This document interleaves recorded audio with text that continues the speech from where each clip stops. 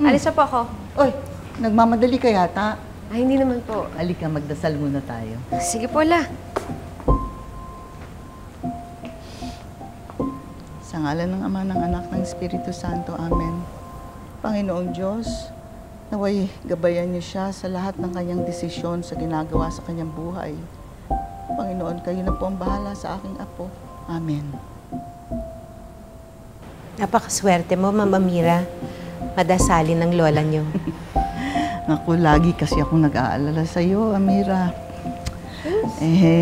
Lalo na ngayong ang daming nangyari sa pamilya namin.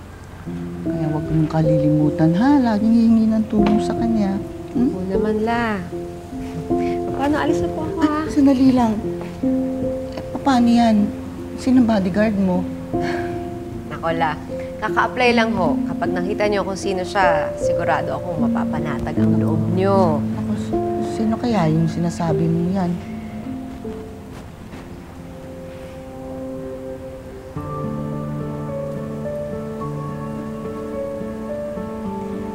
Ano? Ay, Magandang araw po, Lola. Ano, Mira, saan tayo? sandali. Itong bago mong bodyguard, ha? Pansamantala lang po. Ay, naku, Amira. Gawin mo ng permanente to, ha? Tama ka. Ngayon, mas panatag ang loob ko. Oh, sige, ha? Ay, siguraduhin mo, ha? Hindi malalagay sa pahamak yung aking apo.